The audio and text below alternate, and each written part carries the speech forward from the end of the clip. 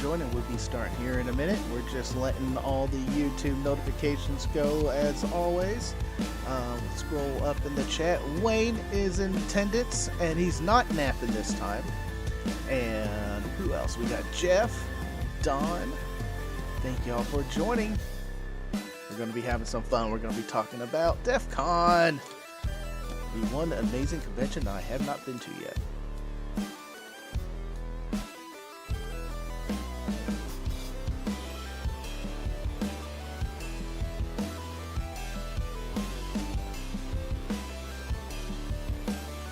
Rabbit Ham. I like that.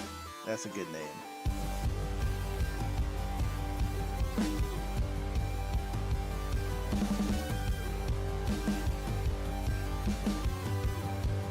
Cooley the house.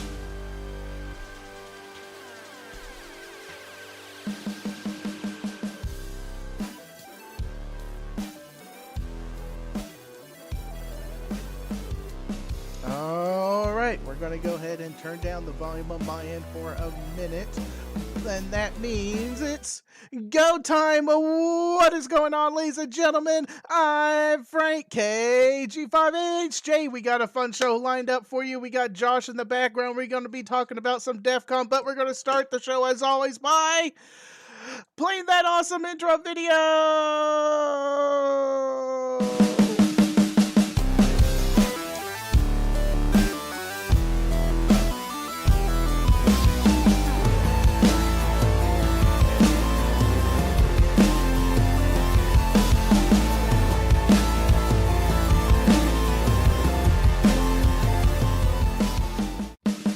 Quick shout out to all my Patreons who makes the show possible. You can support me by joining Patreon in the link below.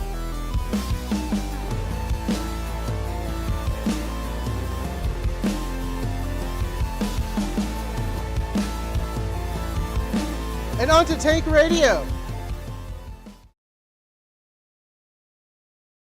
What is going on, ladies and gentlemen? Thank y'all for joining. We're going to be having some fun today. We're just going to start with the quick rundown here. Thank you to all my Patreon supporters. Y'all are awesome and amazing. This channel cannot exist without y'all. Y'all have just been amazing and awesome. If you want to support this channel and keep it going and then keep going to all the awesome, amazing things we do, go ahead and join Patreon or the YouTuber memberships. Links are in the description. YouTube memberships right up there for you, and thank you to patrons already there, and thank y'all if you're going to join this stream.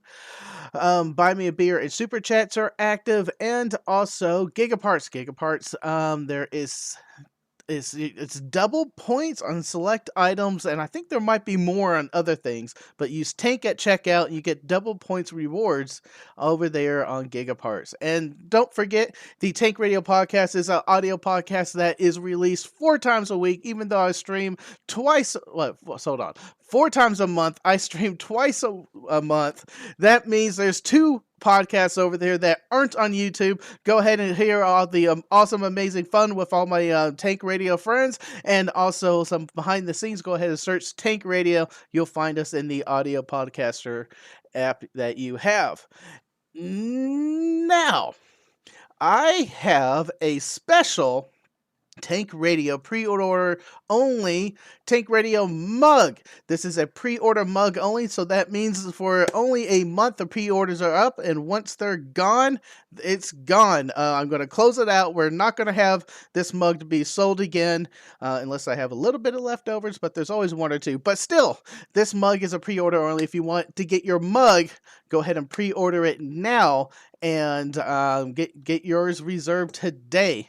I'm probably going to be ordering them somewhere in what's next month? August, and that means in November, October. October. That means they'll be ready the month after that. But y'all are awesome, amazing. Wayne joined already. Awesome, Wayne. Became a Tank supporter for a month. That's right. That's awesome. That's awesome. Okay, let's go ahead and bring on our awesome guest as soon as he gets the Cap Cup gone. You're here? How's it going, man? How are you doing today, Josh? I'm doing well. I am kind of having a lazy Sunday. I should be editing videos. Sunday's a good day for editing, but I Um, kind of just laid about, hung out with yeah. the family. That's it. That's all I've been doing. How you hmm been doing? I've been doing good. Tuesdays is my one of my main days. I edit videos. I go to the cigar bar. Jason joins me occasionally, and Nice. I edit up there. And I get a good hour and a half before all my friends come in, and then I just shut the laptop and we just BS the rest of the night and drink some Oh, good that's bourbon. fun. Yeah, That's really cool. Yeah, I love that. it, On a Tuesday too, man. God, partying on a Tuesday. I dude. can't get away with that anymore with my work schedule, but more power to you. Man, the guys who are there are like almost daily. And when I was Yeah. unemployed, I was joining the day crew. There was like they're up there at 11 or noon, and they stay there until like 4 or 5 o'clock, and then it rotates to the guys getting off of work. So you have the older gentlemen in the afternoon, and the ones that actually have to go to work coming in after that. And The day drinking crew for those yes, that, yeah. yes. Yes, yes, indeed. And the I was told this quick story during Yep. COVID. Since I'm a regular up there, they shut the shop for a while, and it was curb pickup only. So I drove up in Sapphire and I parked, and the guy came out, looked at me. He's like, "Okay, I know what you drive now. Credit card." I'm like, "What?" He's like, "You can't come into the store. Just give me your credit card." But you don't know what I want, Frank. I know what you want. Give me your credit card.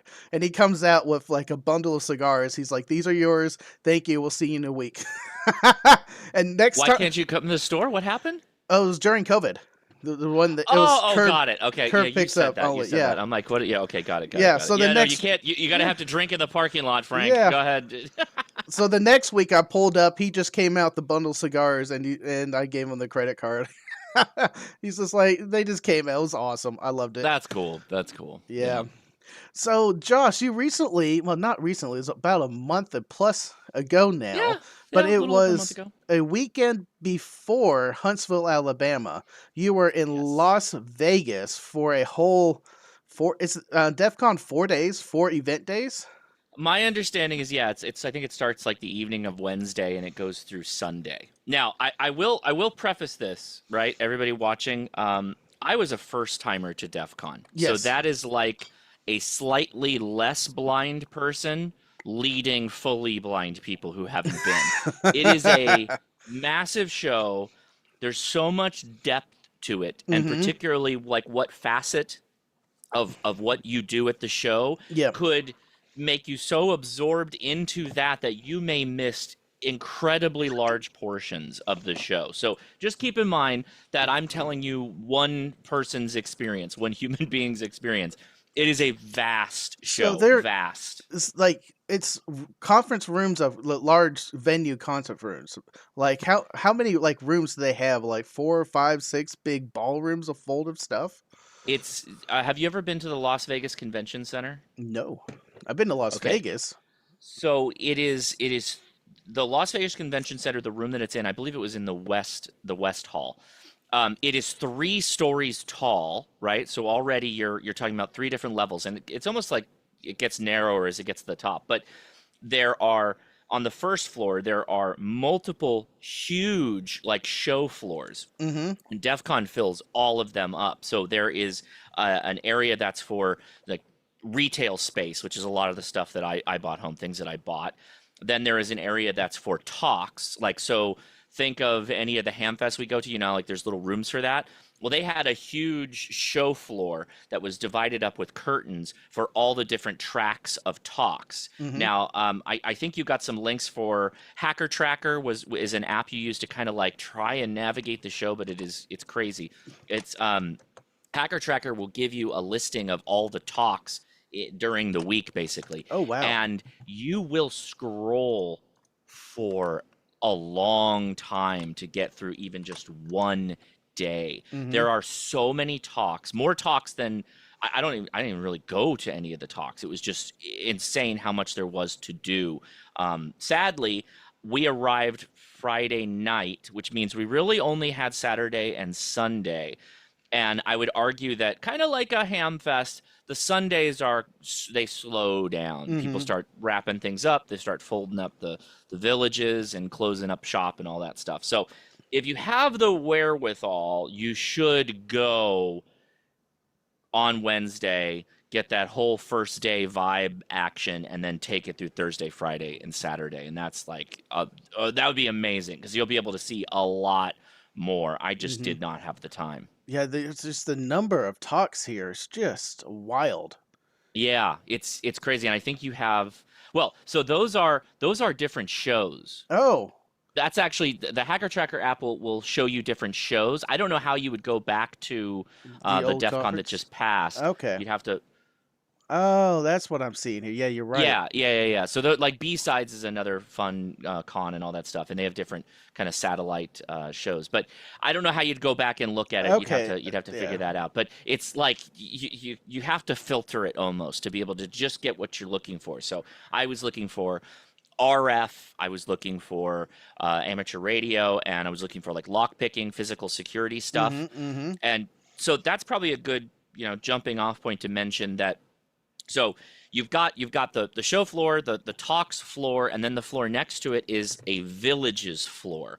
So the villages are kind of broken up into industry areas, technical areas, hobbyist areas, that kind of thing. So there is an aerospace village, which I will I'll show my overhead shot right here. Yeah. So on that far right hand side, that badge that is a listing of all the planes, the ADSB planes that are flying overhead. That badge we picked up at the aerospace village. So like Lockheed Martin was there, and a couple of other companies were there. And they have these fun little projects you can do and stuff like that. But the villages are generally tailored around a technical area. So on the other side of the villages is the RF village, which is different from amateur radio, right? So RF technologies like, Wi-Fi, Bluetooth hacking, all kinds of stuff in that area. And the villages cover all the gamuts. There's like a physical security lock picking village. There's a social engineering village, which I found fascinating. There's, of course, amateur radio village, which was on the very top floor. And so the villages spread from the top floor all the way down in the big main lobby or the big hall area, and then also just in their own little private rooms. And amateur radio was one of the ones that had its kind of Mm-hmm. own little private room. Mm-hmm. Um, Thank you, Blue Boy, for the super chat. You're amazing, and also Don, thank you for the 10 gifted subs. That rocks. And you said I watched your DEF CON videos and was super jealous. And your Brian Brushwood hanging out with him, spontaneous. Come on, let's keep on walking. Let's go check all this Yeah, stuff out. Um, yeah. and you mentioned that this is a family friendly con, right? Very much so. In fact, the wife has greenlit going back and actually all of us going for the full week. That's how much she Oh, enjoyed it. So take that for what it's worth. Now, T- um, keep in mind that my kids are kind of little techie nerds too. They're in robotics, and they've mhm, already taken mhm, some cybersecurity classes and stuff like that. So what happens is there's a village that's specifically designed for kids, and it's called NextGen, so next generation. And there are a group of volunteers. Some of them are called goons. They wear like the red outfits and whatnot, and they're very, very helpful. But they had a whole track of talks aimed for the youth in this next gen village, and it was a nice little spot kids could go to. They had some emulators set up for gaming. They had fun little lights, little glow in the dark wristbands and stuff like that, all kinds of fun stuff. But what's really cool about next gen is they give you this little kind of an RFID bracelet. I think that's what it was, but it was a little bracelet that the kids wore, and it had two buttons: one that would beam their like ID, and then another one that would receive IDs. And it had this LED light strip that went across the side. And the goal was to go meet other kids and beam your RFIDs back and forth to each other, but also visit the villages and talks and attempt to complete the challenges that they created for next gen. And if you did that, one of the volunteers that was at the village's booth would beam a special code from their bracelet to the child's bracelet, and they could collect more points that way. oh, So the aerospace village was really, really cool. They had like a microcontroller, that was connected to a computer, and there was a very simple kind of tutorial on doing some low-level commanding, or not really low level, but some more machine level commanding. Mhm, And mhm. the kids could see it. They could run through this process, and the goal, it was connected to like a Lego Technics airplane, and the propellers are spinning. And Uh-huh. the goal was to show how you could speed up and slow down the motor. And specifically because it's got a hacker bend to it, they're like, we're attempting to set the motors to a certain speed that will cause the plane to stall and crash.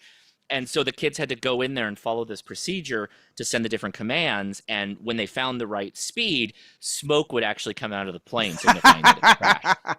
And this was kind of the first time where Edison, my youngest, had actually seen actual commands like issued on via the command line. Mhm, mhm. And he was not having it. Like in his roboting background, they've been doing WYSIWYG programming, which is like, drag a block, an if block, and then Yeah. underneath the if block you have certain conditions and statements and stuff like that. So Mhm. like that's all he knew. And so the fact that he had this like archaic, like ASCII level character sequence he had to send for the motor to understand, like, oh, I need to slow down. He's like, why can't I just say go slow? Or why can't I? He was getting all heated about it. And the volunteer guy was like, I don't know what to say to this kid. He's like, can you help me out here? And I'm like, yeah. Let me talk to him. It was really interesting. He kind of got frustrated with it, but he was glad that he eventually got through it. But so you go around to all these villages. The kids are running around like crazy, which, Mhm. by the way, is why I think my wife wants to do the full week, because most of the kids already had like 2 days head start on my kids. So I they didn't bet that completely. drove her nuts because she's like almost like Leia? a Yeah. yeah Yeah. completionist, and I want to do everything, Yeah. and Yeah, oh. she was not happy, not ecstatic about that. But anyway, so they did a bunch, and at the end of the show, basically, NextGen does like a party night. So this would be like Saturday night, and the kids will take their bracelets and they'll beam their final score, and it'll show up on like a leaderboard. Mm. And they had just a pile of prizes, like projectors, like little micro projectors and technology bits and all this stuff. And so when my kids went up, they got their own little things they got to pick, and it was based off of how high you were on the leaderboard was Mhm. when you got to go pick prizes off the table. My youngest, when he got called, he went and got a lockpick set. So now we've got a 9-year-old in the house with lockpicking skills, Oh, which that's is probably not kind a of good fascinating. thing. Good thing.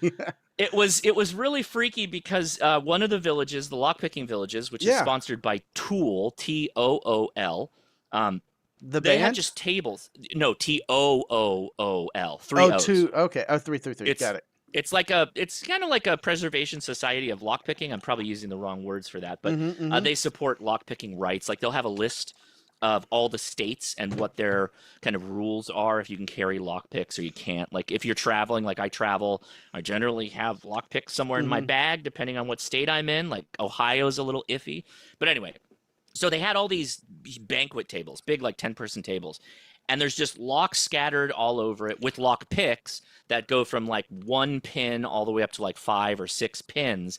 And sure enough, my youngest sat down. He got the 1 pin in a couple of minutes. Had never lockpicked before. Ended up knocking out a full 5 pin lock in, I don't know, an hour or so. So he like was a natural, and I'm like, oh man, this is not good giving Edison these kind of skills. So that's a thing that Mhm. we now have to worry about.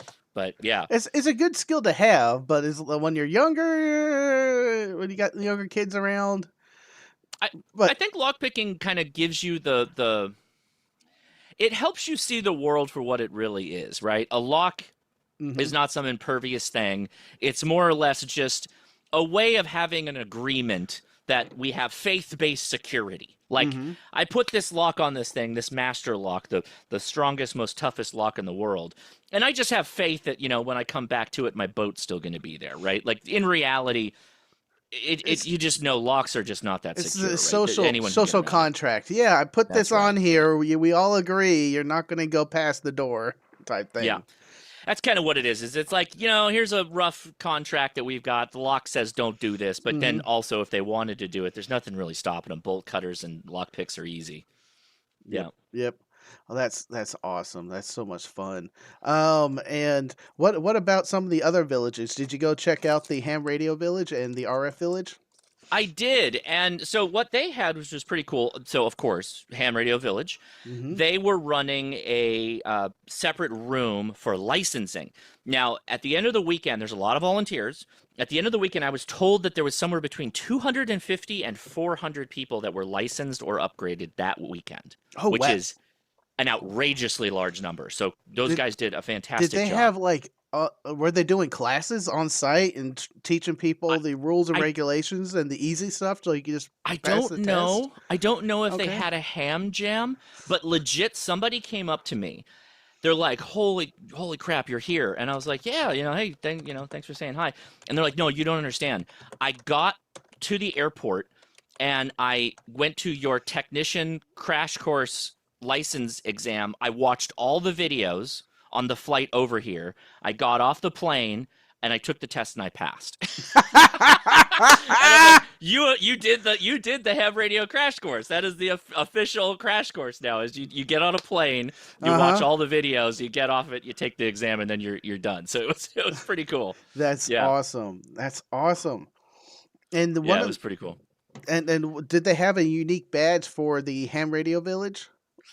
They had a couple of unique swag things, which I'll show shortly. But to, Hmm. to give you a rundown of, so that Go was ahead. the testing area. Then there was the other room, which is like the village room proper. And in the village room, they had numerous radios set up. They had, an HF radio with a mag loop, so they could have it inside the show. They had, which I think has to be taken, and we got to duplicate this at a ham fest.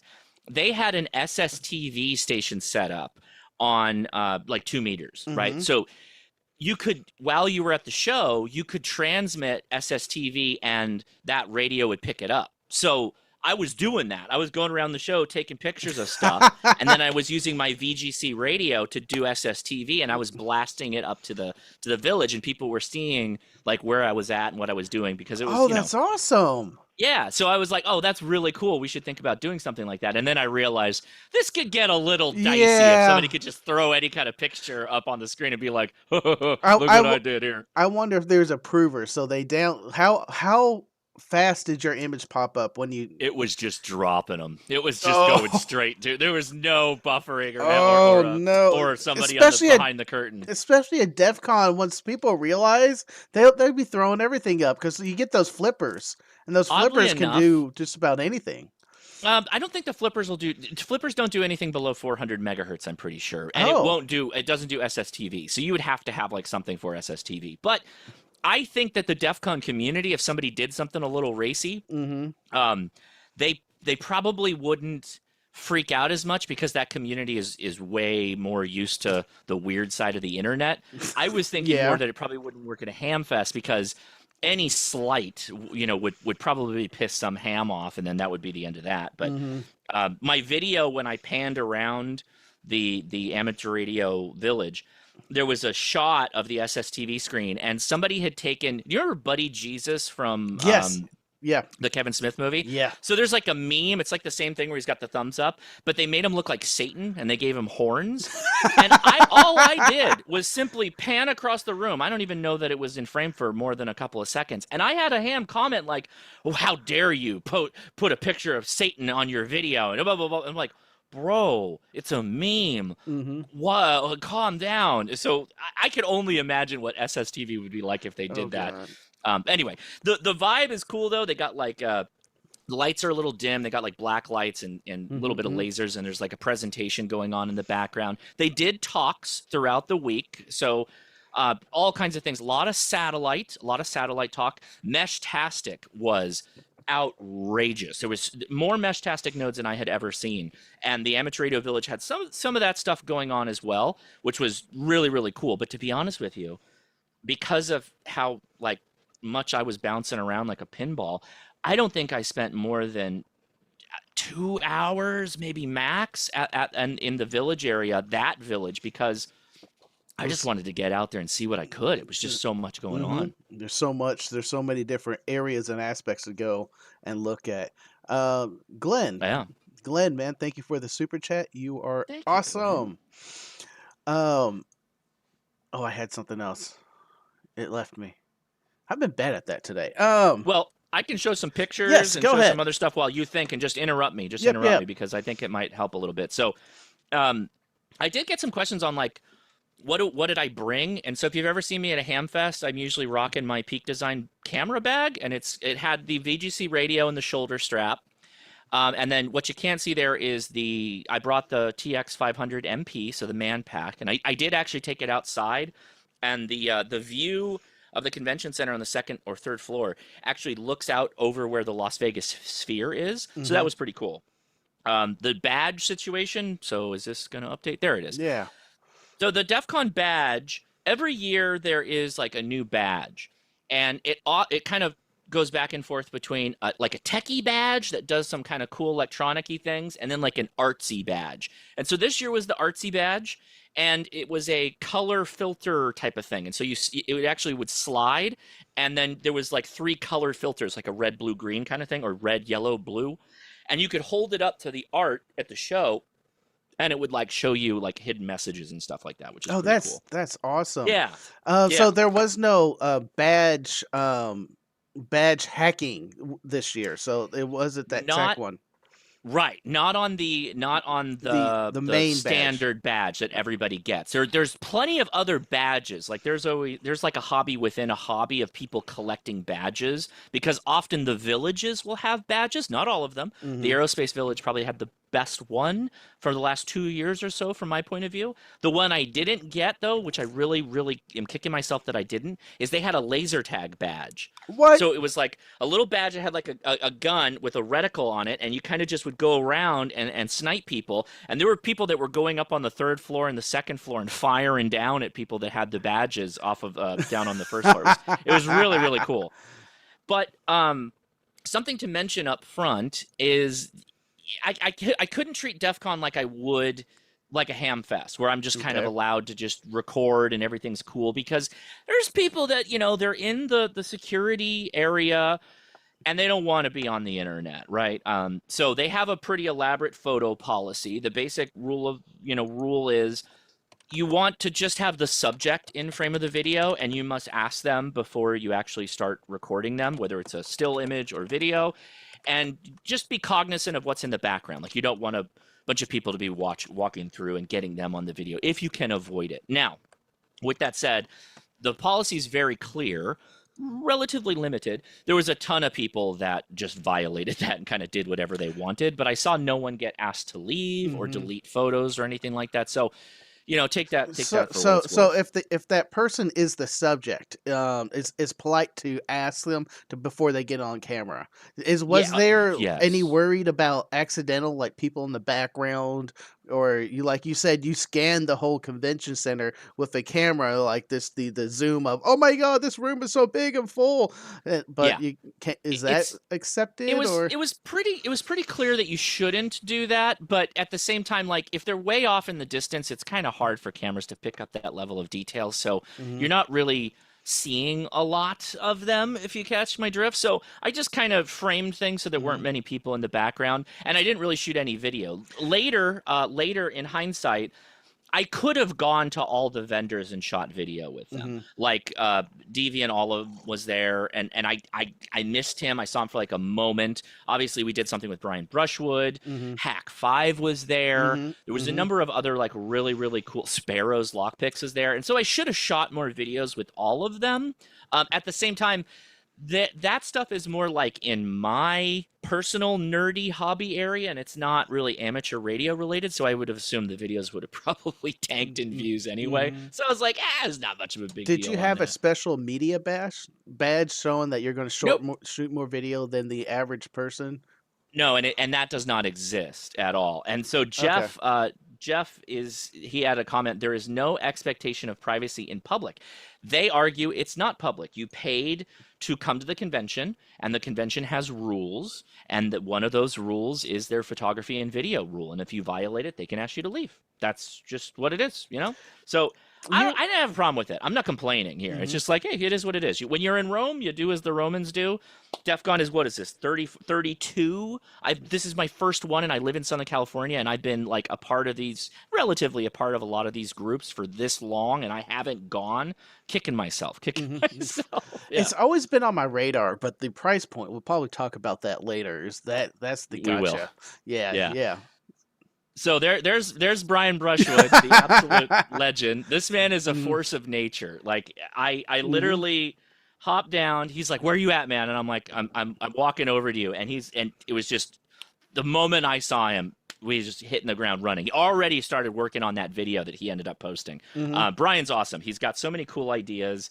I can't wait to hang out with him again. I'm trying to cook something up to be able to get out there, but now my schedule has become a nightmare. Mhm. Uh, You better let me know when N3, you come down to mhm, Texas, because I will. I will definitely be there.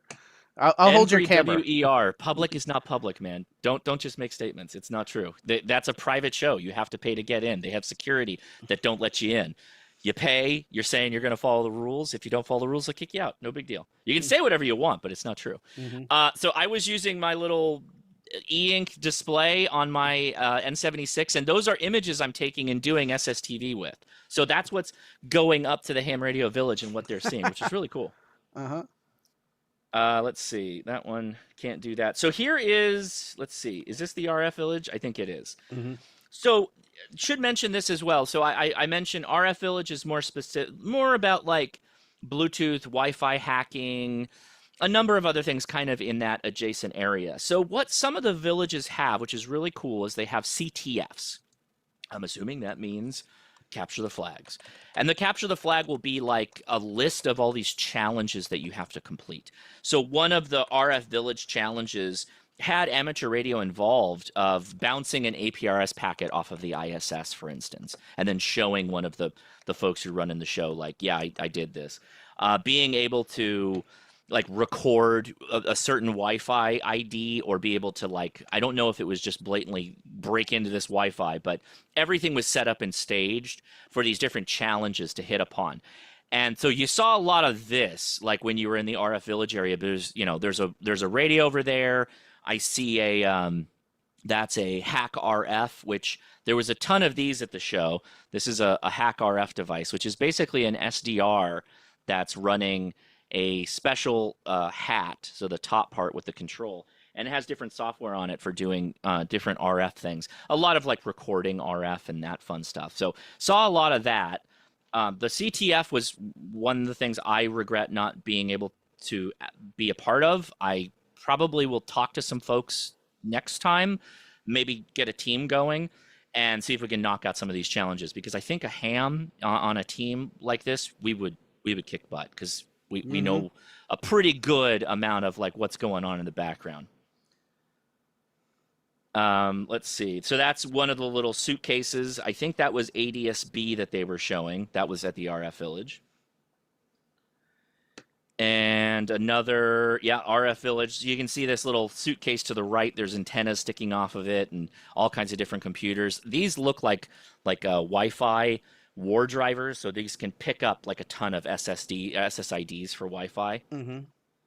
Yes, it is a porta-pack. So here is my Meshtastic. So that's 1,100 nodes. That was the question. When we Yeah, were talking about Meshtastic, how was the network, or did they release another special Meshtastic firmware load that can they handle? did. They did. Yeah. So well, Ah.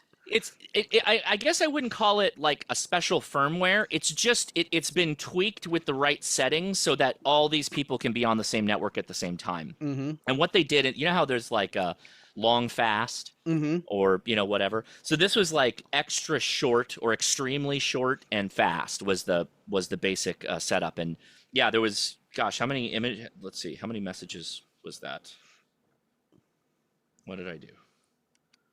That was 20. Like I was using Meshtastic in the hotel room, kind of asking questions for people who were kind of have been there before. Mhm. Meshtastic was great because I wasn't in one of the like party hotels. I was just in the hotel that was kind of by the convention center with the family, and we were able to cover all of Las Vegas pretty much, like the downtown area, with Meshtastic because people had set up some high vantage point nodes. But 11, we'll actually see a node that's a bit higher than that. I'll mention this because my wife dove in hard on Ooh. this. There's a like a Jewish bakery that's right outside the convention hall, and there was like a line out the door in the, I don't know, 100 and something degree heat of Las Vegas, trying to get in and get either a Jewish pastrami sandwich or some of these donuts, which Leia got, which were very good. Oh, that looks amazing. There's 1241, so the numbers just kept going up. There's another shot of the sphere. And I've got a couple images here, I think. So this was the node that I brought. This was the H2T. This is the newer 114 board. So it's the kind of like the upgrade to the Heltec board that we've been using. Mm-hmm. It doesn't let me play video for some reason, but that was my kid that was doing soldering. Yeah, apparently video that's won't not work. the wait, go back to, is that the Tesla tunnel? Yes, so that's a bit of a hack. Is it? Oh, it is playing. Okay, sorry, I wasn't looking at the screen. So the hack that we have is we stayed at the Hampton Suites that's right by the convention center. But the hotel is right next to the South Hall. Mm-hmm. And so what we had to do was walk out of the hotel, walk over to the Tesla Loop, and basically say, I just need to go from the South Hall to the West Hall. And the ride was free. We didn't have to pay anything to do this. And you get on the Teslas that are already pre-staged there. Yeah, they're like we had, my wife is Tank, you already mentioned my wife is like fairly focuses on the planning, and she was like, why would I stay at a hotel that's miles away from the site and then have to pay to go back and forth? What if we just stayed at the convention center and then just use this Tesla shuttle system? And so, yeah, that's kind of what we did. It was very effective. The number of lines on that tunnel, like I don't know if they were scrapes or whatnot or purposely done. It was concerning to me. Yeah, so apparently they do crash occasionally because they're human driven. I think there was a desire at some point to have them all, autopiloted, but they can't get it working, so they just manually drive them. And if that's incorrect, I apologize. No, I I'm think just going you're with what right. the That's guys told me. jogging something. Yep. Yeah. And we my wife asked a bunch of questions about, how they run all this. But yeah, those are human beings that are just driving those Teslas around all day. But let's see. These are some of the swag items. We can talk about that in a little bit. I'm looking for that. Cracks me up because that's the badge. It'll play videos. So people just had videos on with their badge walking around. It was really cool. So that's like just part of some of the maps for Meshtastic. It was insane. And as far as quality of service, so the basic way to look at that is if your dots there are below that 25% line, you've got a really, really good network. And as it starts to go north of that to 50, you could get some dropouts, but largely I didn't experience any big problems. So it was really effective. I had like very little problem. But yeah, we were hanging out radio side or poolside playing radio, which this was in my video that I did for the TX500 MP. Oh, that's the radio? Yeah, so that's the radio that I was kind of walking around the show with. That'll do APRS on HF and packet and some other stuff too. So I was playing around with some fun stuff when I was there. It was really cool. A lot of the hams at the village, I kind of passed it around and let people play with it. It was a really good time there. I will mention that there's a lot of contests too. So I guess this has been going on for a really long time, but one of the contests is who can get a beer from room temperature to drinkable temperature as fast as possible. And so this is one of the entrants, I believe, is they have this setup to chill water, I guess, very, very cold, but so that you could get a beer at an acceptable temperature as fast as possible. And so that was the competition that village was putting on. If you just drink whiskey, you don't have to chill it. Or good beer either. And so this is actually the Ham Radio Village, their challenge. Their challenge was called what was it? Ham it? Will it can it ham? So the idea behind it was they had a bunch of junk on the table, and it was, you can see cans, like foil. I see a Pringles container, and they had a couple of different frequency sets that you could try and build an antenna on, and then they judged it for how well it was able, one, it was a good match to a 50 ohm radio, so your SWR was acceptable. And then I think they did some kind of a radiation test for power output against a standard radio. So it was pretty cool. I don't remember who the winner was. Did you try to also had, no, because I didn't have the time. So all this stuff, if I was there for the whole week, Uh-huh. I might have participated in some of this stuff a little bit more. But with the family and running around Yeah. finding Brian kept me pretty busy. They also had a fox hunt. So Oh. the fox hunt was quite ingenious. I think I might have. Let's see. Do they show? I'll see if I've got that. Maybe not. I'm kind of just. I don't remember if this is B-roll or not. Mm-hmm. Yeah, these are some of the finished projects that people had made for their can it Mm-hmm. ham. Some of them are pretty ingenious. I think I've got one though. Yes. Okay. Here is the fox. So it's the badge. So you had to be like a volunteer or something like that, Uh-huh. but they literally were just walking around the show. You had to find the people with the fox hunt badges to be able to get points for participating in the fox hunt. There's the other one. There's another one. Uh-huh. Yeah, and Fox so you had to found. find the guy. Yeah, you had to find the people Oh, walking around. Yep, it was pretty cool. that is so amazing. And just ingenious. They just made it part of the badge and a low battery, and that's all you need. Yeah, and it worked out really well. There was a number of people, a lot of couples I saw. It was really cool. There was a couple of, couples that were going around with their antennas, obviously not trying to stab anybody in the eye Mm-hmm. because like there's wall to wall people. So having a full on, arrow antenna just, banging people in the head with that is not Did they advisable. There was have some people that had loops. yeah, like a board, a little I seen them with a little antenna like circuit boards. It's like a little Yagi and the Yagi is printed in the board. That might have worked. What a lot of people were using were these like competition fox hunt loops, or it's like a handle that you hold and there's a loop on the outside, and that kind of gives you directionality, bi-directional directionality. Mm-hmm. That works really well. What you had to do more often than not was add attenuation. You Yeah. didn't need to get gain so much as you needed directionality without gain. So loops are really good for that. And then you also needed the ability to attenuate the signal down, because if you were walking up to somebody that's got one of these, your radio, even if you had a directional antenna, It'd just it's be going to perceive it as just power everywhere. It's everywhere. So you have to drop the attenuation so that you can narrow it back to a directional type mm-hmm. of alignment. Yeah, it was Yeah, pretty cool though. that's awesome. I don't remember what a lot of this is, so this is probably just B-roll. I was show. Oh no, this is the antenna setup they had. So the antenna that went to the upstairs actually was just a 17-foot whip in the back of the show. So they showed me that. I was like, there you go, buddy, making it happen, Mm-hmm. which is pretty cool. Yeah. And their radio for the special event station that they were running is 7610. And so yeah, it was Beautiful. well used. Yeah. So that was the antenna for that radio. That's right. Um, let's see. This is the new Wi-Fi Pineapple from Hack 5, which if anybody's familiar with Hack 5, I don't really need to go too much into the weeds. Hack 5 is a channel here on YouTube. You've probably heard of them. But they make these fun little devices that do security testing of different type of networks like Wi-Fi and whatnot. Pin testing. Yeah, sure. Well, let's go with pen testing. But this is the new device that they kind of introduced at the show, and I got one myself. I couldn't help myself because my first pager was actually cheddar cheese yellow like that one. So I Mm-hmm. had to get one of them. And yes, I'm old enough to have a pager.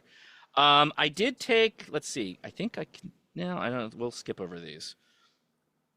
Perfect framing Yeah, for you, your head there. Or no, you're wearing yes, something. Okay, I thought that was I am. behind Yeah, you. yeah, yeah. Okay. No. They had at the NextGen, they handed out fun little light up Uh, things and whatnot, and the kids got tired of wearing it, so that means Dad has to wear it. But this mm-hmm. is some of the crew that was doing the volunteering. Also, Kevin on the far right is the one who made the preparedness corner drop for our podcast. Actually, Mm-hmm. that's the guy on the right. But they thought that it would be really fun to. Where's the video? Let's see if we can advance it. My son's actually trying to do this right now, so you can see this is The dead quite the side, number. I saw it there. Yeah, so they thought it would be fun to have me drink Malort. That is a tradition Oh, that they have. So when they're done and throughout the event, as people are getting licensed, they have them drink Malort, which I'm like, oh Jesus, how guys. did that get started? I don't know. I don't know. There's probably a Chicagoan in that Because group, I, but I know the first time presenters gets interrupted during their first presentation to take a mm, shot with the organizers, but Malorts, oh no, no, yeah. thank you. I'm not. I don't love Malort. I won't say that, but it's probably not the worst thing I've ever drank. And then Hmm. series of fun swag. That's actually a Leica. I had to run over to a camera store, and they had this whole section for Leica cameras. I had to get myself out of there like ASAP because, ooh, buddy, that's a whole thing. So anyway, I think that's about it. Yeah, yeah, that was those were the approved frequencies that they were running for the show. Hmm. Yeah, all in all, very, very well done. I missed out on a ton of things, obviously. I went to no talks, so I can only um, recommend that you guys go check out the DefCon YouTube channel Hmm. because they are actually uploading a lot of the talks that were on the main floor Hmm. Hmm. to their YouTube channel. So you can go through and do it that way, which is Yeah, that's really cool. I've already watched a ton of stuff on Meshtastic. I've yeah, go you've already got it up here so you can Don show the shared folks. the link earlier. Hmm. Yeah, so this is fantastic. It takes a long time because there is a ton of talks, Oh, an absolute ton. yeah. Did they they're already posting the new talks of this year? That's awesome. A bunch Yeah, of just walk around. This regular panels. Cool, cool.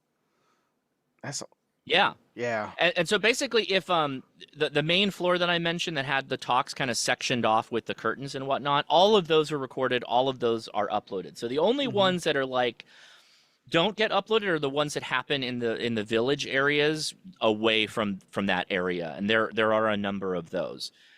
There's also some more difficult to get into talks, like you're almost on like an invitation type of thing. Hmm. You kind of have to be like an old head of going to DEF CON or kind of well known in certain industry areas to get to go to some of these. There is a lot that is I don't know that they're consciously trying to make it a bit obfuscated, but because of the size of DEF CON and the many, many things going on, a lot of it is very compartmentalized to different groups of volunteers. And they kind of just say, okay, you go handle that and you go handle that. And so your websites you'd go to for like the Amateur Radio Village, that's just those guys doing that. And the Hmm. RF Village, that's just those guys. And they kind of try and link them all together on the DEF CON main site. But there's a lot of stuff that you kind of figure out once you start talking to people at the show. They don't really want you to know what's to expect, obviously, aside from the talks and that certain villages will be there. But there's a number of cool things that you kind of have to be there to experience. And I think that's part of why people keep coming back year after year is that there's a certain kind of magic of I was stuff about that to say like that. Yeah. didn't expect that to be a thing. It's like, oh my gosh, okay. And so it's not just like, oh, new product got released, hey, how cool. No, it's like, oh, this special event thing they're doing, Hmm. some of the CTF stuff, the challenges, the badge hacking, of course, year after, every 2 years or so. There's just a lot to do. I almost feel like you got to ask me to come back in 5 years from now, and I'll have a much better kind of thought process on all of it after going multiple years because it's crazy. It's an adventure. Sounds like a pretty awesome adventure. That's exactly what I would say. Hmm. Particularly if you're cybersecurity minded, if you do this kind of stuff for your job and you're a ham, you should already be going to this. There's just no question. Yeah, there's just no question. So you're gonna go again next year. So that means you're gonna Oh be yeah. like on the road a week before, Hmm. like the week for DEF CON, then come back and then get on the road 2 days later to come to Huntsville, Alabama for the Hamfest. I think I did that like for every major Hamfest this year. I was weekend to weekend doing some kind of travel. Hmm. So Hamvention, I had the same thing. I think I had the same thing at Hamcation. I had a lot of travel this year between the camp out Hmm. and just going to different places on either on vacation because I did Hawaii this year too. It was literally just boom, boom, boom, jumping all over the place. Wow. Yeah, because I think I got back from Hamvention, Hmm. and the following week we went to Hawaii. It's either that or the weekend after that, but yeah, it's pretty crazy. Yeah, I had a month like that too. We were at Colorado doing the, Hmm. and you're always invited to join us for those trips, Josh. Uh, I would love to tank. Like you're like me, right? uh-huh. We have PTO. We have to treasure our Oh my PTO God. and ration it off year after year. Hmm. Hmm. I'm at the point where I changed careers from one large aerospace company called Boeing 10 years ago to another large aerospace company. I'm now 10 years is when you're kind of vest faster on the PTO path. Yeah. So I'm like, yes, all Let's right, I'm keep doing things. gonna start getting I, more PTO I in the recently pile. got that new job, and now I'm at the bottom again. Yeah, yeah. Ugh. So I don't know that I could negotiate a new job without having just some kind of stupid PTO like a rate of accrual because I some just don't know how I could some make anything companies, I, work. I went in and said I want this much, and they're like, Yeah. we can't do that. And I was like, well, you're really, if you really want me, that is going to be a talking point. We'll go through Hmm. the interviews, and then we'll come back to it. And some of them got back to me, and others didn't. When the ones that said that they will allow that much PTO would say, okay, when you hit 5 years, you get another week, and then when you hit this mark, you get another week. We're just going to give it all to the lump, so you're not going to get any more add-ons. Ah, yeah, I was like, I can live with that, but yeah. um, yeah. There's a number of like good comments too. Like Ian said, skip Huntsville. DefCon is so much cooler.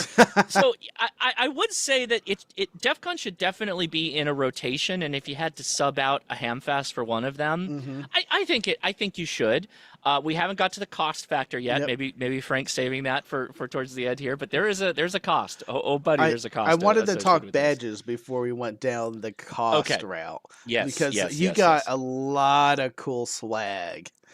I did. So I would only say a couple of them are actual badges, Hmm. right? So the aerospace one, and I'll slide over here so we can talk to it a bit. But Hmm. Hmm. the aerospace badge is literally connected to an ADS-B antenna I have outside my house, and it's pulling in all the planes it sees. And I believe if I go back and I go up to radar scope, those are all the planes that it's modeling on this kind of faux radar How screen. close are you Which, to the airport? oh, I'm close to LAX and Fullerton Airport, but See, I'm close to I can hear, DFW. I'll yeah, probably be the same thing. I can hear all the way down for planes that are flying over like Mexico, like Tijuana. Oh wow. So yeah, I have a pretty nice location with relatively open airways. But it does a lot more than that. I have a video to go into greater detail, but believe it or not, this was last year's badge. This year's badge is actually this little helmet, Hmm. and what it does is it actually will let you do airband receiving of radio. It'll also receive AM, FM broadcast stations. So you plug in your earbuds here, and it kind of uses that as an antenna. And if you're outside and you've got, good direct line of sight, you can pick up airband. And they have a number of presets that are loaded in here. Let's see if I can get in there. Yeah, so LAS, ATIS. Hmm. LAS is, Las Vegas. But all of these are LAX. I'd have to go in there and reprogram them for like the Your area. local frequencies. So I did buy this because it was just kind of too cool not to Did you not to have to have it. buy? So you had to buy both parts. You had to buy last year's badge, and then this year's secondary component. Yeah, so you could of course buy, give this power Hmm. somehow and it will do its thing. I don't know how much of the radio is on this board versus this board. Hmm. With that said, yeah, it's an add-on. So you take the main board here and then you add this to it and it works. But there's a Discord for this board, this badge, and I'm on the Discord, and I haven't had time to sit down and really, really play with it aside from what you saw in my Yeah. video. But there's a number of people who reached out to me and said, "Oh man, you don't even know about all the secrets that this thing, what's on this thing. You got to really look into it." Because I think, let me dive into this really fast. It has a Game Boy emulator. Yeah, you It talked has an about that. oscilloscope. It has a Mm-hmm. GPS tracker, which I can't get the GPS working right now. There's a clock. The media player is where you can literally change like to pre-cached videos, and you can load other videos too, um, which is really cool. So you can go through the Earth, and of course you got to do the Top Gun volleyball scene. That's Yes. my hilarious.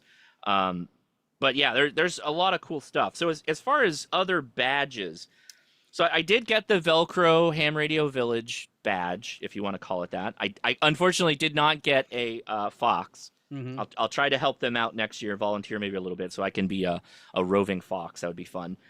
This was cool though. So I love I like their logo. I think it's really awesome. Swag was everywhere. Stickers upon stickers. That's one of the big things that they. Oh, that magnet I think just made Reset that everything. reset. That's hilarious. Yeah, I think I shorted that out with the magnet there.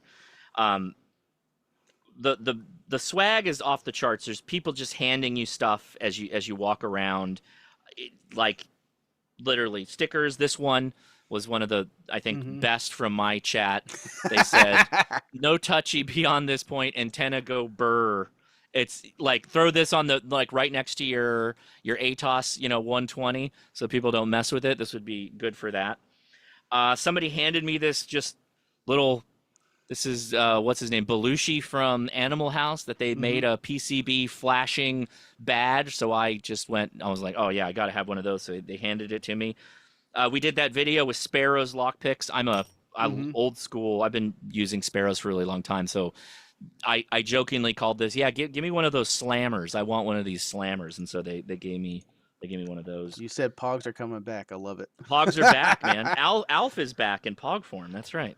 Um, Poker chips, obviously, if you're in Las Vegas, you get a lot of poker chips. Mm-hmm. The Goon Bucks, I'm not really. So this is not mine. This is my son's. They each got one. One of the goons gave them each one of these. They're not supposed to go to other people. They're really only supposed to go to kids. So they each got one of those. What is that for? Is there like a It's special it's like literal prize it's board? literal money that they can exchange. Like goons are the volunteers. They wear like red so you can find them easily. They Mm-hmm. help people. Like that's their entire job. They can exchange. It's literally dollar value for like getting lunch and getting drinks and that kind Okay. of stuff. Yeah. So they get a bag of these. Okay. Um, yeah, and then I got a whole bunch of lock picks, which I don't know how interested anybody is on the lock picks, but I went kind of hard on that too Mm-hmm. because I absolutely I love need to get lock better at picks. lock picks, and you got a leashy. I did, yeah. Oh. They were all they had all of them. I got the Schleg one because so the way I look at it, and the guy was actually Tool. Turns out that he watches us on YouTube. He knew me, and he was like, "Oh, dude, you're here. That's so awesome." And I'm like, "So help me out because I know these are lock specific. So this is Mm-hmm. the Schleg model of the Lishi tool."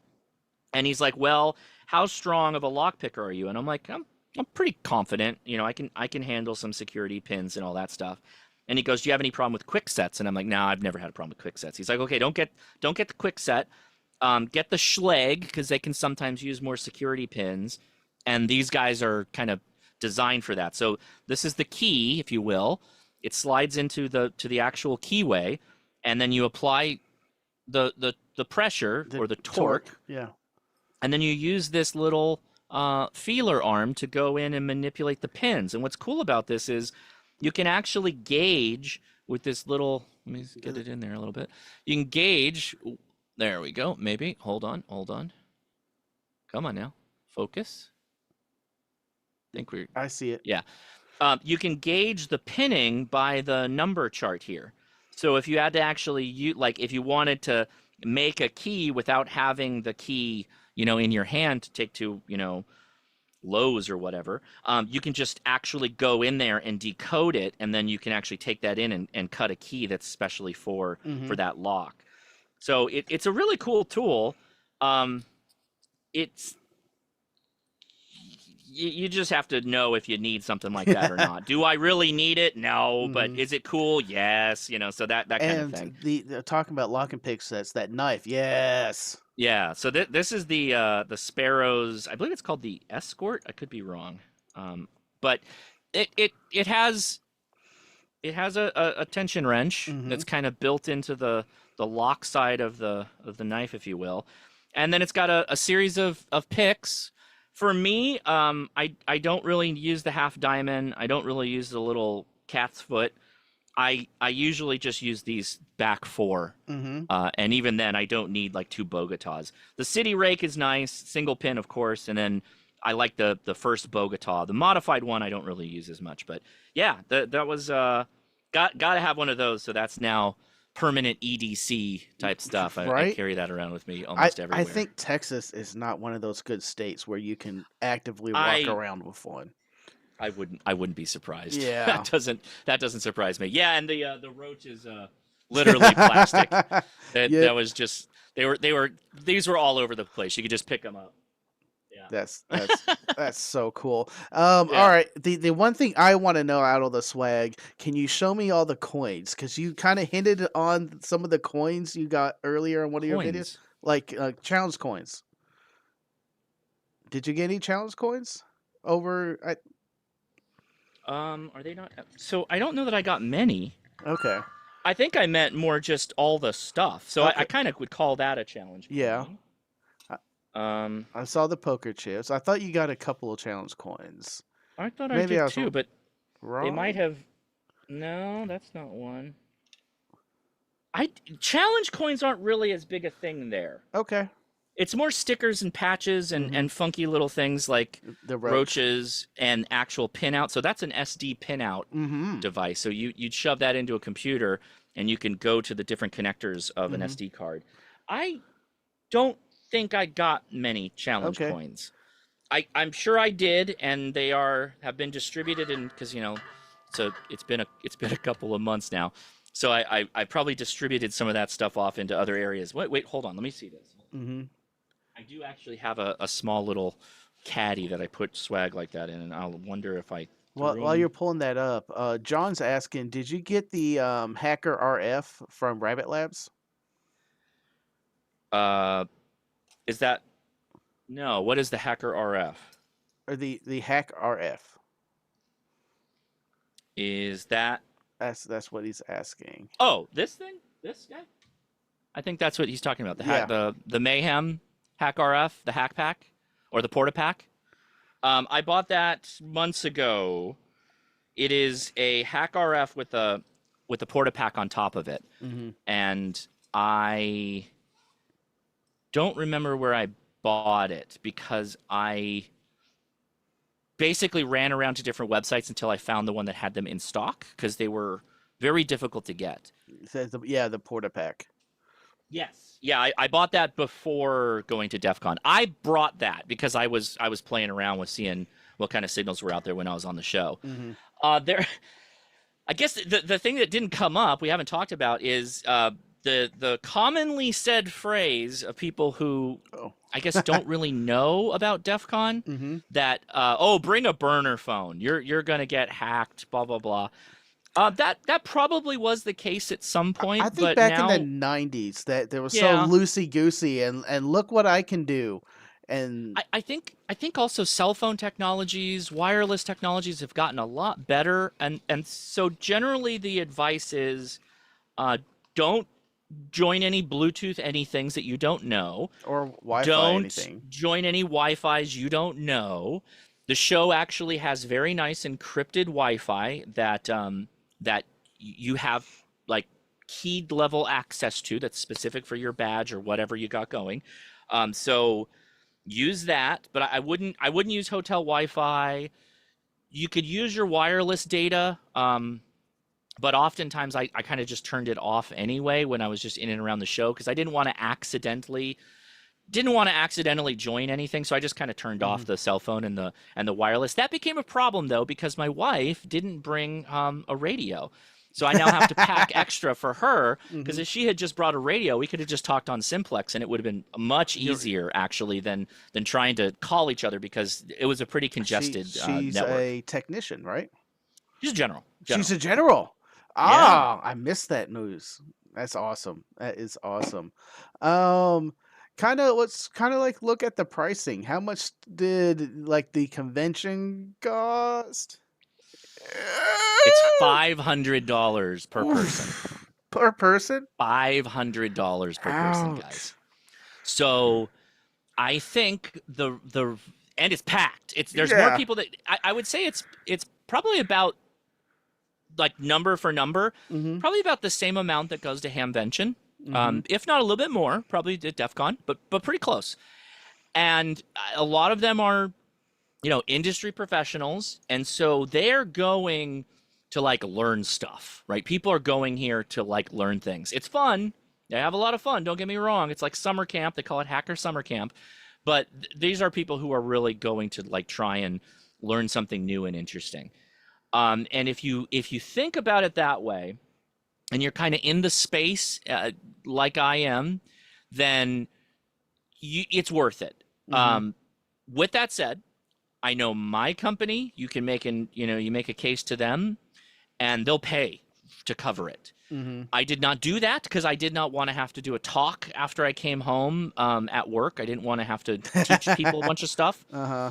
So I could do that next year though, because it was a pretty hefty bill. This was kind of an spontaneous thing that Leia and I, a couple weeks beforehand, were like, "Hey, let's just go to DEF CON," and she's like, "Yeah, Is it why not?" 500 And so also we for just the did. kids each, or is there a lesser It price? it ended up being $500 for the kids for me. There was some information that if they are 9 and under, they are free. I asked about it and they said no at the door. So Okay. that would have been awesome, but no, Mm-hmm. it didn't work out that way. Arguably, I think that the kids probably got more out of it than I did because they were able to actually like go to the different villages and Mm-hmm. learn some stuff and go to a couple of talks. So from my point of view, I think they probably learned more, and their brain is still growing, if you will. So they probably got more out of it from an education standpoint. Uh-huh. But yeah, and that's not any of the swag or anything. I still bought all that Yeah. junk, so I'm out of pocket even more for that. Don says he spends more at Huntsville each year, but that's Yeah. also buying all the stuff. And did you use, or you could use, a Meshtastic family channel maybe next year? Sure. If you had a standalone device, yeah. Yeah. Yeah, like Yeah. with a keyboard. Otherwise, if you turn off your Bluetooth, then you're not going to be able to connect to it. Yeah, Oh, yeah. good point. Good point. I, yeah, I can totally understand why people would never ever go to this, like if they're not in the area of like what this is about. Mm-hmm. I totally get that.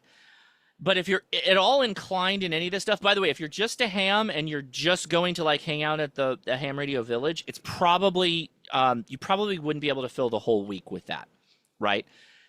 There's a lot of fun stuff that you can do with the fox hunts and attending some of the talks and all that stuff, but you would definitely have to branch out to kind of explore some of the other areas. The RF Village, obviously, being one of them that was, kind of right in line. So you Mm-hmm. kind of have to be willing to explore the other stuff going on, like Bluetooth, Wi-Fi, Meshtastic. There's so many talks about Meshtastic this year. It was crazy. There was actually a 0-day exploit that was executed at the show against Meshtastic. They What? waited. Yes, they waited until the show, and then they did an exploit on Meshtastic, which I don't know all the details of it. It was nothing that major, Mm-hmm. but the Meshtastic team, I believe, were pretty busy that week.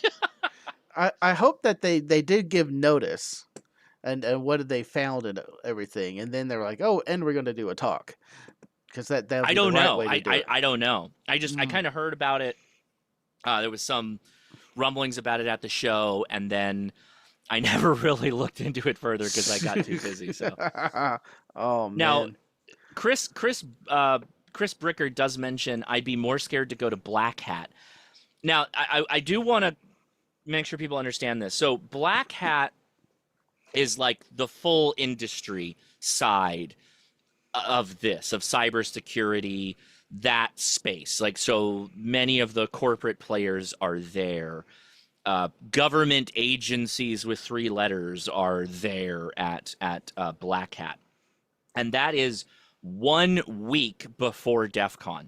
So if you are truly, truly in the space, there are people who go to both weeks. Like, they're there kind of back to back. They stay over. In fact, they'll spend 1 week at the hotel that's closer to Black Hat, and then they'll change hotels for DefCon. DefCon is very much more of a youth hackerish type of vibe, and Black Hat's more of like a corporate, more cyber professional kind of vibe. So they are different, but they are obviously treading in the same waters. Since y'all decided to go kind of late to DEF CON, how hard it was to find a hotel? It wasn't. We got the Really? Hampton Inn. Yeah, the Hampton Inn was great. We had a microwave and a refrigerator, and the room was just a 2-queen room, and we were just there to sleep. The pool closes at like 10 or 11 p.m. So when we got out of the show, we changed into our swim gear, and we spent a lot of time poolside because the pool, I believe, was actually chilled. So it was really nice. It was really, really nice there. That was very, very nice. So what time did the show wrap up then? Because I thought this went, to 7, 8 at night. Okay. So, good question. The show proper ends at 5 or 6 or something around there. I think it's like 5:30. But then there's a lot of late night activities. And that, starts on the first day and then kind of goes through. And then obviously DEF CON has a long legacy of lots of parties. Again, this is hearsay. I have not attended. So a lot of parties.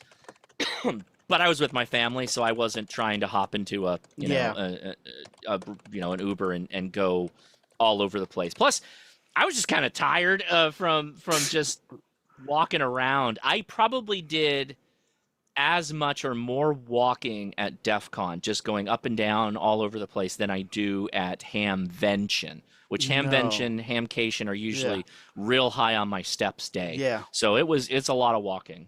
Yeah. I just asked in the chat if you have any questions, we can go ahead and ask them. While those are coming in, I did see a question earlier. I think it was from Don. Do you want to tell us the $9 hot dog story? What happened there? Oh, yeah. That was a good question. So he's asking it again. Yeah. I'll tell the. Oh, hold on, my wife. What's up? Couple minutes. Yeah.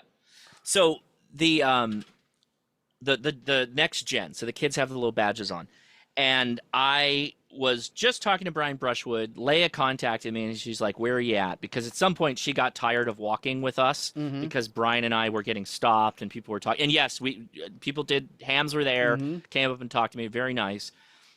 I ran out of stickers. I think I went through more stickers at DEF CON almost than I do at Hamvention. Yeah, there's a lot.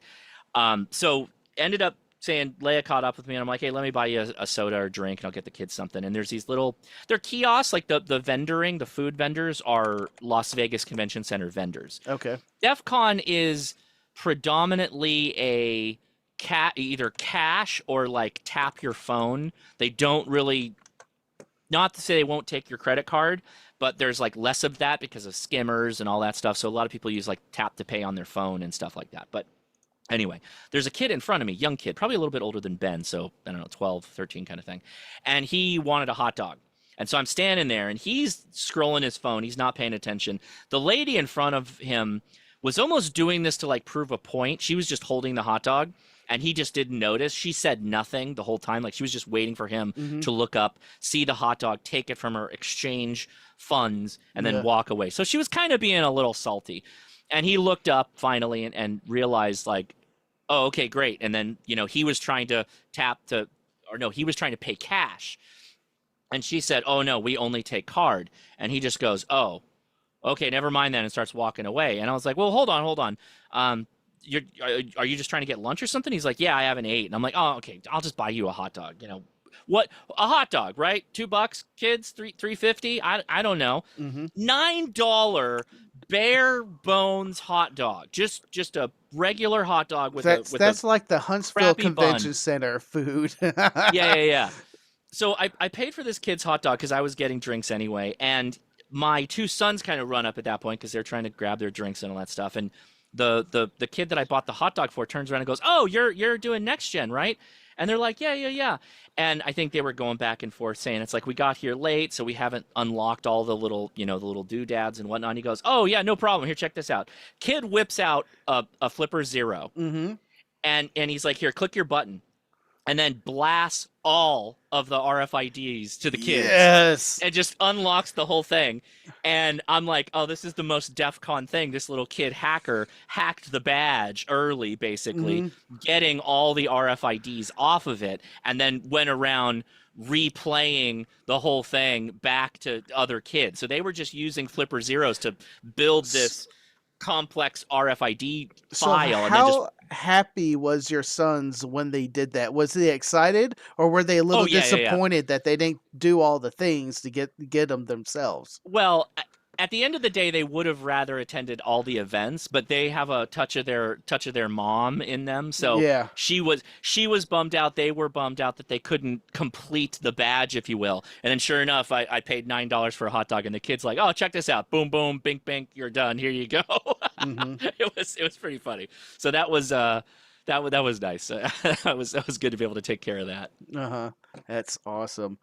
Um, let's say congratulations. Where did it go? Increased noise, says Josh and Frank. Recently got a promotion to Director of Information Management. Congratulations at a law firm. Um, Good for you. and his kind of question is, what would you start to be to get into covering DEF CON next year?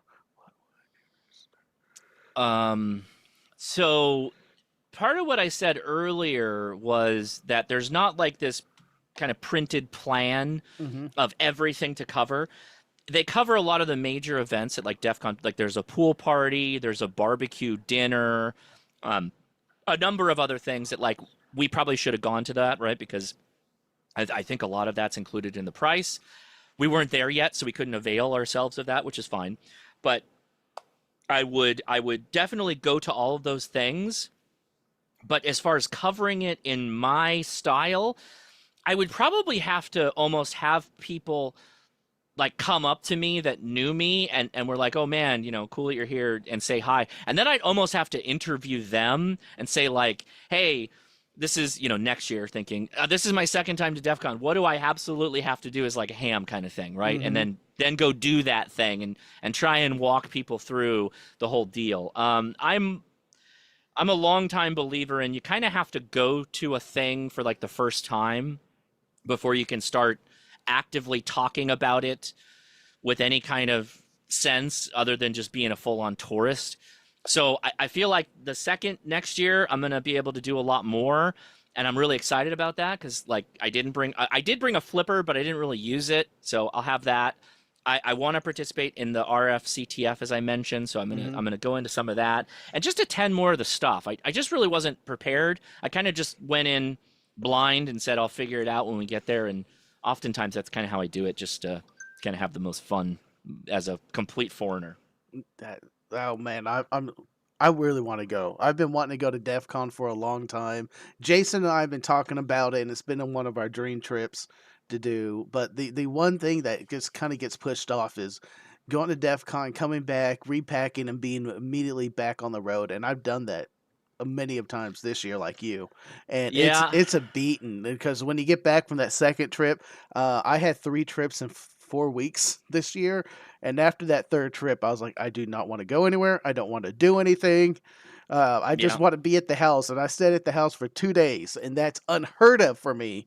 My girlfriend was like, "Are you going to go to the cigar bar soon? Because you haven't done anything." I was like, "Yeah, I need to get out because I was just done with traveling and going out." I can see that. I definitely had some of that after my whirlwind of travel. As most of my things, I've now created these processes that I have to do Mm-hmm. to be comfortable when I travel, and I've been sticking to that pretty well. So I travel pretty well at this point. My gear is pretty situated, and Mm-hmm. I mainly only fly Delta, which helps because I've got a little bit of status, so I get bumped up occasionally, which is nice. But just stuff like that. Yeah. I Again, if you are in the industry or like adjacent to the industry or your hobby space is literally all like it's a circle over DefCon, then you should go. If you're only going for amateur radio, then it's a harder sell from my point of view. I want to go because I always been when I used to work at NCR, I was doing credit card security and running credit card transactions. There was So some of that there. Yep. I was so up on Hack 5 and security now all these spaces and encryptions, and I had a coworker. For me and him was fun for us to start tearing apart the encryption algorithms themselves and just to Mhm. try to understand at a high level what's going on. And I was like, "Oh, I should have gone back then. I could probably pitched it to them." But Yeah, a company you'd be surprised. It just if it's a hard sell, mhm, basically say I will come back and I'll do a talk or I mhm, will do something for the cyber team or blah blah blah, and then you'll see a lot more doors open up, particularly if that's your mhm, business area. mhm. Okay, I wanted to use this as a last question. Where'd you get your Flipper Zero? Mm. Mm, So hmm. I bought the Flipper Zero when it was still on Kickstarter. Okay. So I was an original backer of the flipper. So I not only have the white flipper, but I have the very rare black flipper. There's a clear flipper that I wasn't able to get my hands on because it kept declining my credit card. Uh, Oh. but I have the black flipper, which arguably is you have to look it up. If you haven't seen one, there's not many of them out there. So that lives somewhere safe and secure and quiet. Mhm. And the white one is what I use more often than not. Why, Awesome. can you not get them now? What do you mean? Are they not available? They get Don full on banned? Don posted a link to Flipper 0.1.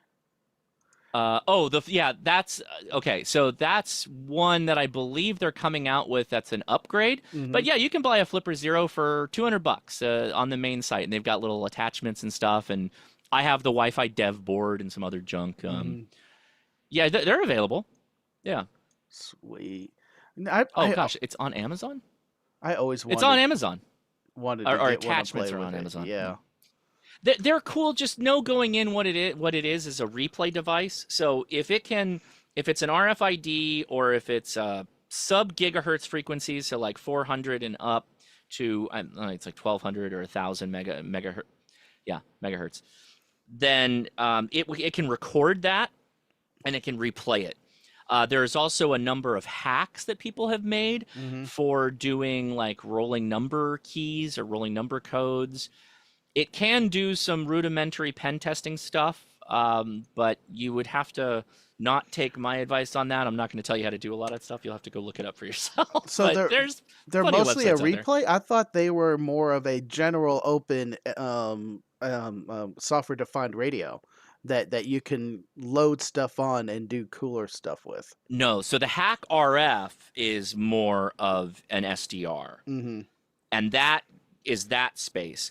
The Flipper Zero is mainly a replay device. Okay. You can load things onto it, and it will play whatever you want. It has some like bad USB stuff, so if you plug it into USB, it'll do something Mhm. when you plug it in. It has an RF, an infrared blaster, which by the way is like the most powerful infrared that I have. Like I can use it to turn off TVs from like a room away. Love it. It does RFID. So like the fun thing for that is like all of your kids' amiibos, you can load it onto your Flipper Zero, Mhm. and then if they lose one, you can just dink the controllers and get all their amiibos back. It'll do sub gigahertz. There's a Wi-Fi board if you want to play around with Wi-Fi stuff. It'll do a lot. There's also a spectrum or a frequency counter, which is actually really, really helpful. And it works really, really well for finding different signals. Like if you're looking for like a garage door opener, you can aim a garage door opener at it. You can Mhm. have the frequency counter on, and it'll tell you what the garage door opener is doing, and then you can go back and record on that frequency, capturing that, and then you can open your garage door. That kind of stuff. That's awesome. That is Yeah. awesome. Josh, thank you for coming on, giving us your time today. This has been amazing and fun, and I really wanted to go next year. We'll see if it's in the cards for me. But what's coming up on your channel and anything else you want to plug? Yeah, so I have got a couple of interesting mobile antennas from Comet. So I did another go to the park, shoot a video where we test the performance of these antennas. Now they're advertising something interesting with these new antennas, specifically for vehicles that may not have the best ground plane. So I'll leave that as a hint. So that's going to be something that's going to come up this week. There's also, gosh, I got a couple of things that I have to go back and do. But that's probably what I'm going to go edit right now. So stay tuned tomorrow to see what ever video I drop.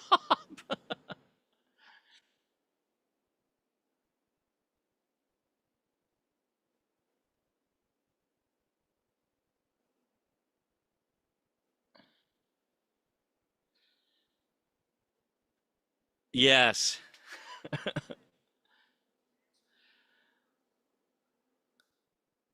Have lots of systems. Make your life a series of systems and stick to it, and always improve so you get faster and faster and faster. There you go. And never sleep. That's the other secret. Don't sleep. Yeah. Oh, I 8 hours. Maybe I'll Oh, hit one of those every couple of weeks. uh-huh. Yeah, maybe. Yeah. They lost my audio. I don't know how that happened. It's back Oh, though. okay. But thank you for joining. I really do appreciate it. This has been fun. I will love to have you on again at a later date for, I don't know. We'll find something. We'll find Well, something. let's next. Well, before obviously before then, of course, Hmm. let's meet up. But when we start thinking about DefCon next year, let's see if we put together an RF team or something like that, and see if we can Ooh, take on the CTF. That might be fun. We got all the folks in the chat. I'm sure between your chat and my chat and our discords and stuff, we could probably find a good little all-star team to be able to tackle some of these oh, CTFs. That'd be a lot of fun. that'd be awesome. I love it. I love it. Hold on. I am going to go ahead and say thank y'all for watching. I really do appreciate it. We had over 100 people here at one point, and yes, that's amazing. Y'all are awesome. I wanted to give a special thank you to Don, who gifted 10 super chats. We had Blue Boy with a super chat, and Glenn Thompson with a super chat, and Wayne at his 1 month membership level. Y'all are amazing and awesome. Quick reminder again: the Tank Radio pint glass mugs are only on pre-sale, and you're not going to be able to get them after we close the pre-sale next month. So order yours now, and they'll be shipping in a month or two. Y'all are amazing. Y'all are awesome. Thank y'all for watching. Thank you to my YouTube supporters. Thank you to all my Patreon supporters. And thank you for watching. And as always, go forth and conquer. Josh, say bye. Bye, everybody. See you later. Have a great week. Play some radio. Love it. Thank you to all my Patreon supporters. You can support me on Patreon. There is a link in the description below. And to all my tankers out there, go forth and conquer.